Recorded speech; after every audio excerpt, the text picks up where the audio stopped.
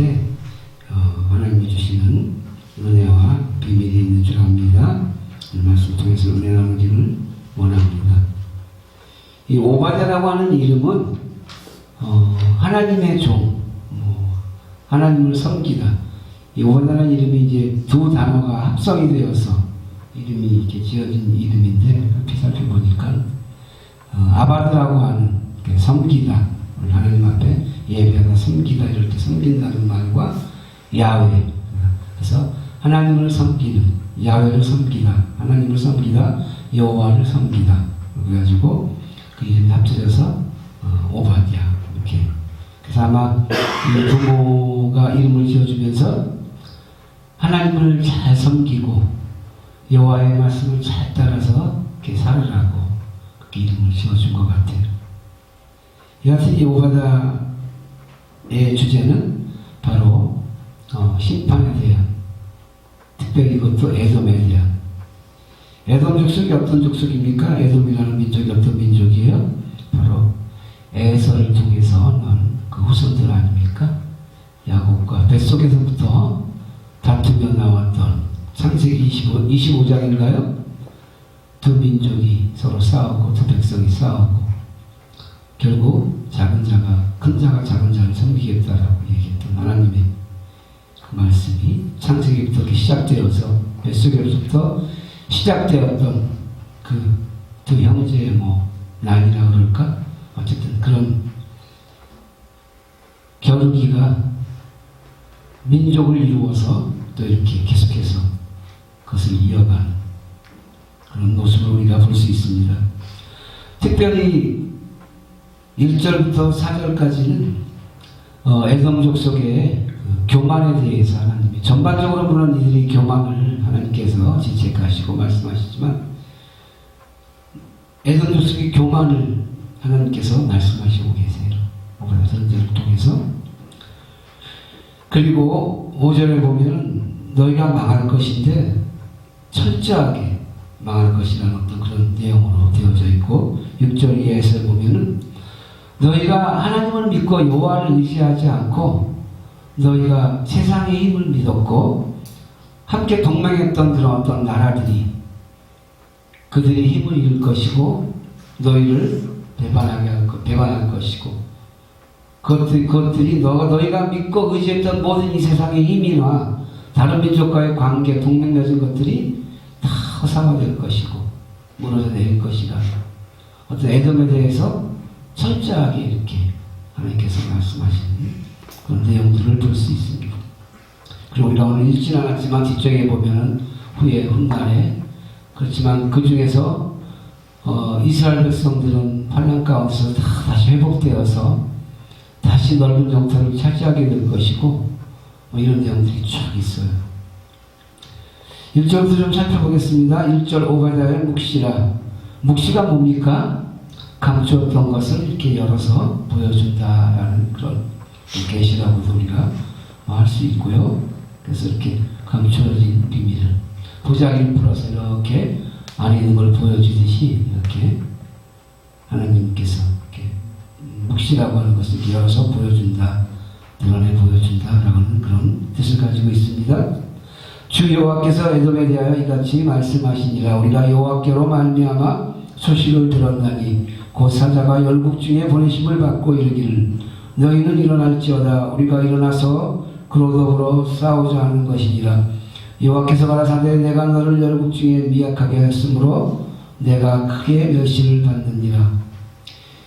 이 에돔 족속들은 이 교만에 대해서 하나님께서 특별히 징계를 하시고 말씀하셨다고 하셨는데, 에돔 족속뿐이 아니라 교만이라고 하는 것은 하나님께서 용서치 아니하시고 교만한 자를 물리치신다라고 하나님께서는 말씀을 통해서 이야기하고 계세요. 또 교만은 또 뭐라 했습니까? 패망의 선봉이라 그랬나요? 넘어짐의 앞자리, 그렇게 우리가 다른 말씀드려서 볼 수 있어요. 하나님께서는 교만한 자, 교만한 민족들을 용서하지 않으셔요. 가만히 놔두지는 않으셔요. 여러분, 교만이 뭐라고 생각합니까? 교만은 여러 가지로 표현할 수 있어요. 우리가 하나님을 믿지 아니하고 자기 자신을 우리가 믿고 자기의 지혜대로, 자기의 힘대로, 자기의 힘과 자기 가진 것들, 이런 것들을 과시하는 것들을 교만이라고 할 수 있지만, 한마디로 이야기한다면 교만은 불신앙이라고 할 수 있어요. 불신앙도 우리가 쉽게 얘기한다면. 교만은 하나님을 올바로 믿는 사람은 교만할 수가 없기 때문에. 그래도 우리는, 또 저는 가끔 하나님 앞에 가진 거는 쥐뿔도 없어서 가끔 이렇게 교만이 올라오고 그럴 때가 있어요. 그래도 하나님 앞에 또 기도하고 교만하지 않도록 애쓰고 물리치고. 교만한 마음을 이렇게 부추겨서 사단이 사람들을 넘어뜨리고, 태초의 사람 아담, 하와에게도 어떻게 그 간사한 뱀이 사단이 어떻게 유혹했습니까? 이것을 먹으면 너희 눈이 밝아져서 신처럼 될 것이라, 하나님처럼 될 것이라고 하는 그 말을 듣고 혹해서 교만한 마음이 있으니까 내가 내 신분을 나락하지 아니하고 신과 나 사이의 어떤 그런 한계를 인정하고 받아들이고, 그리고 그것을 지키고 신이 허락해 주신, 하나님이 허락해 주신 그 어떤 그런 지경 안에서 주신 그 복을 누리며 살면 되는데, 그것을 뛰어넘어서 그 한계를 뛰어넘어 보고자 신처럼 되고자 하는 그런 마음들이 있을 때마다 하나님 앞에 실패한 인생들이 되고, 그런 교만한 그런 씨앗들이 자라서 자신의 영혼을, 자신의 인생을 파멸로 무너뜨리는 일들을 우리는 볼 수 있습니다. 바벨탑 사건이 그랬고요. 우리가 하나님처럼 높아지자, 하늘에 닿자 해가지고 바벨탑을 짓지 않았습니까? 얼마나 어리석습니까? 저기 강남에 가면은 롯데 빌딩이 2개가 우뚝 서 있습니다. 제 친구는 교회를 다니지 아니하는데 그 친구의 표현대로 얘기하면 자기는 그 빌딩을 볼 때마다 바벨탑이 생각난다라고.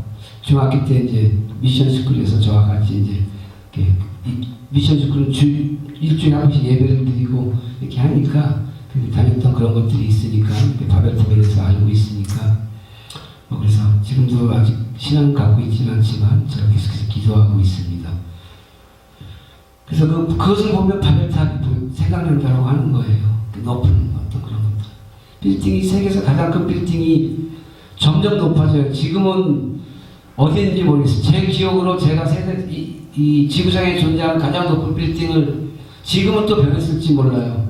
마지막으로 제가 알고 있는 것은 중동에 있는 두바이.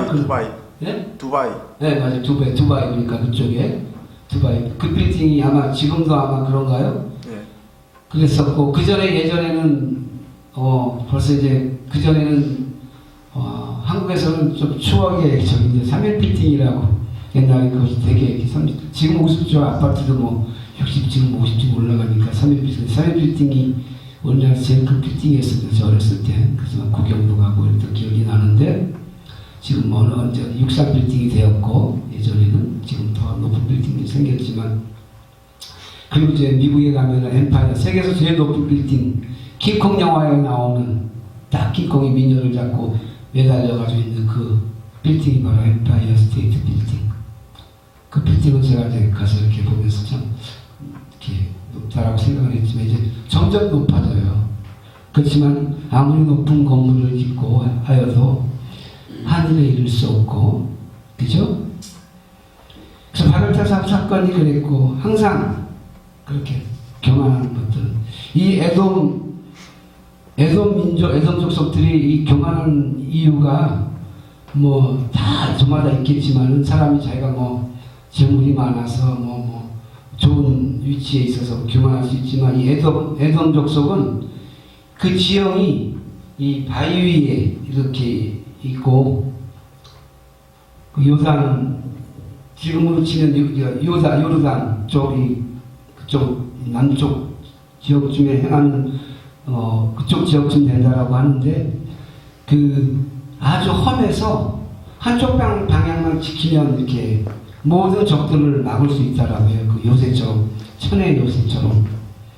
그래서 어떤 사실인지는 모르겠지만 어떤 설에 의하면 한 12명 정도만 그쪽을 딱 향해서 한쪽 방향을 지키고 있으면 수백 수천의 어떤 군사들이 아래에서 공격하고 이렇게 침략해 와도 그곳을 뚫을 수 없다라고 이야기하는 그런 어떤 좋은 지형, 천의 요소를 가지고 있어. 천의 요소를.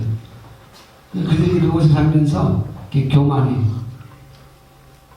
이렇게 아래를 바라보면서 너희가 이곳을 함부로 올 수 없는 곳이다라고 이렇게 자부하면서 그렇게 교만해져 있는 것이.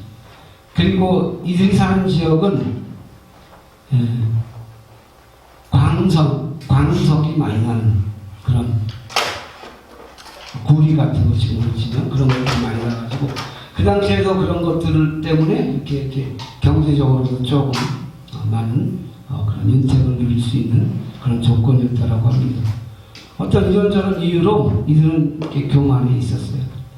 그리고 그런 교만 뒤에 하나님께서 이 에돔 족속을 심판하신 여러 가지 이유가 있다라고 한다면 자기 형제인 에서와 야곱이 서로 이렇게 좀 파축 사건으로 인해서 야곱이 도망을 치고 20여 년이 지난 뒤에 야곱이 그래도 집으로 돌아가면서 에서 형에게 화를 당할까봐 무시하고 두려워하면서도 와서 찾아왔는데 에서가 이렇게 그래도 반갑게 맞아주면서 이렇게 두 사람이 이렇게 아름다운 결말을 맺었지만 그 후손들은 그러지 못했어요.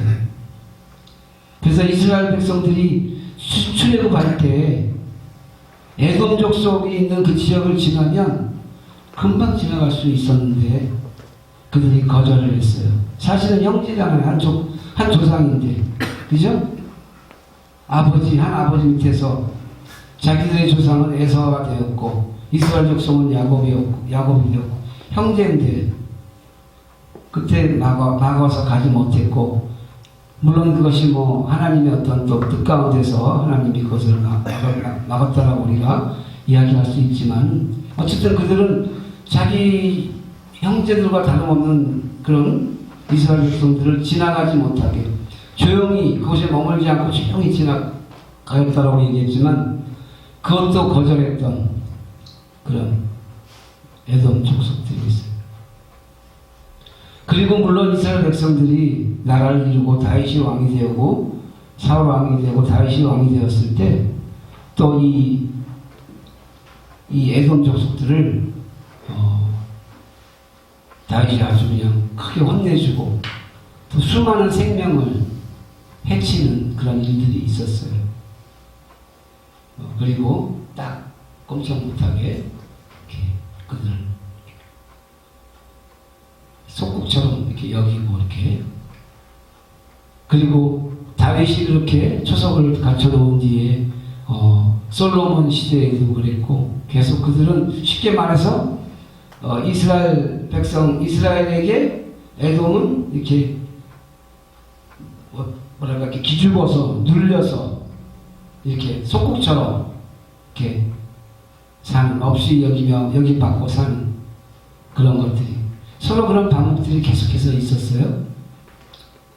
뭐 그렇게 그래서 그런 것들이 있어서 서로 계속해서 이런 어떤 그런 반복이 자라서 물론 야곱과 에서의 시작으로 해서 그렇게 뭐 처음부터 그랬다고 볼 수 있지만은 어쨌든 그런 이들의 교만함은 자기들이 사는 그곳에 이 함부로 아무도 침략할 수 없는 그런 천의 요새를 가졌다라고 하고 그러면서 그런 교만들이 계속해서 말씀 보겠습니다.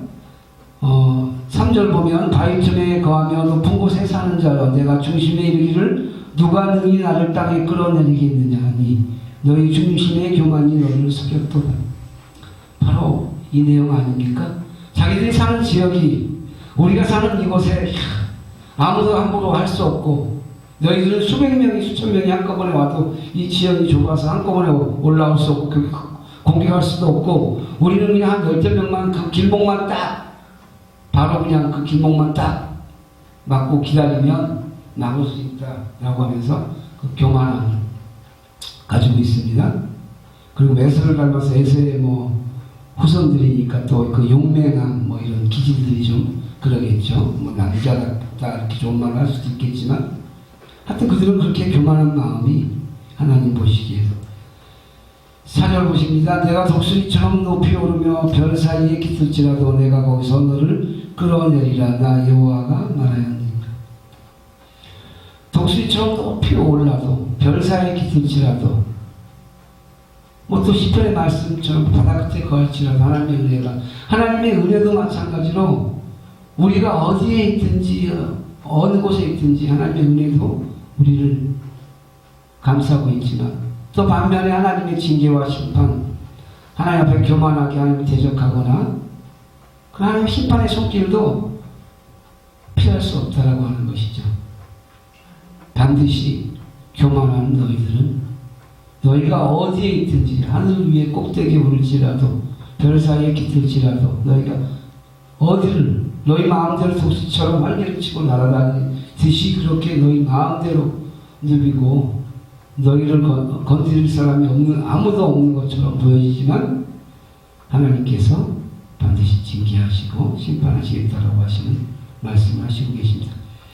5절에 보면 그 심판의 어떤 그런 도가 이 정도라고 이야기하고 있습니다. 혹시 도적이 내게 이르렀으며 강도가 밤중에 내게 이르렀을지라도 그 마음에 만족하게 취하면 그치지 아니하겠느냐. 혹시 포도를 따는 자가 내게 이르렀을지라도 그것을 얼마쯤 남기지 아니하겠느냐. 내가 어찌 그리 망하였는고. 무슨 얘기입니까?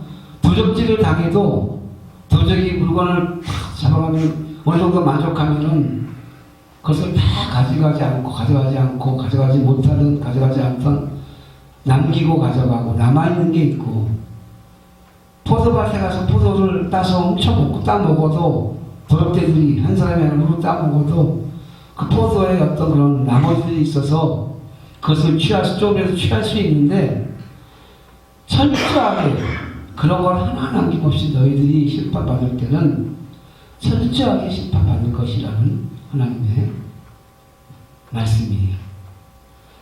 그리고 그 끝절에 5절 끝절에 보면 이렇게 이야기하고 있습니다. 내가 어찌 그리 망하였는고.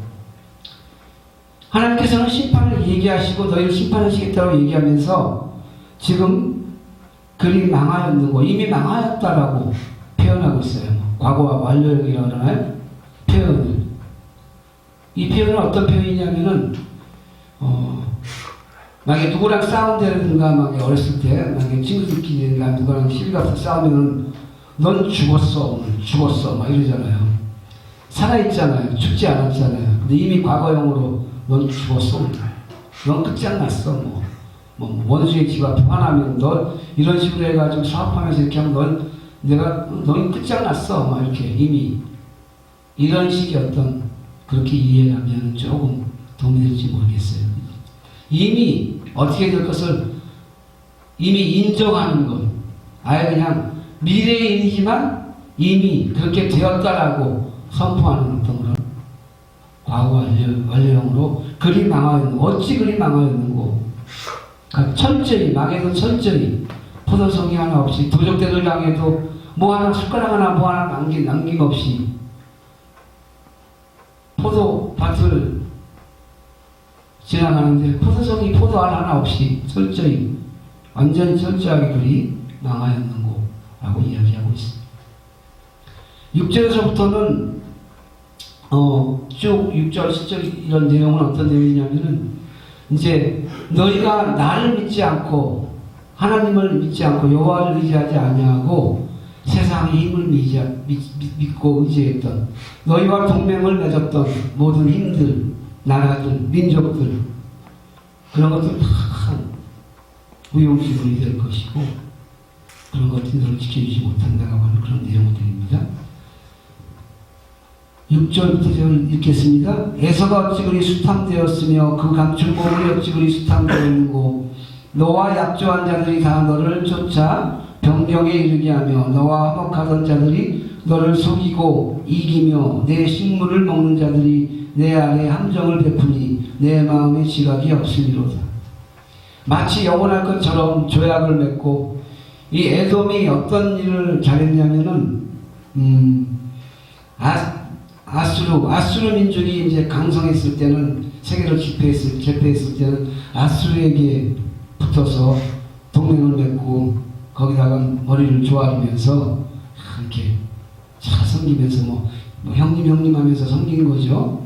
그러면서 이렇게 힘을 과시해서 자기 힘도 아니지만 그러면서 강자에게는 그렇게 굽히면서 그렇게 또 동맹을 맺고 자기 형제 이스라엘 유다 민족이 수탈당하고 침략당할 때 돕지는 못할 망정 오히려 그 전쟁 날을 통해 이 바벨론이라는 나라가 이제 더 강성해졌을 때는 바벨론의 편에 서서 오히려 정보를 제공하고 바벨론의 침공으로 인해서 도망치는 어떤 자기 형제인 그런 유다 백성들이 도망치거나 어디로 가는 것들을 보호해주고 감싸주지도 못할 망정 오히려 바벨론 군사에게 이렇게 알려주어서 잡히게 하고 생명을 잃게 하고 이렇게 해를 당하게 하는 어떤 그런 일들을 에돔이 물론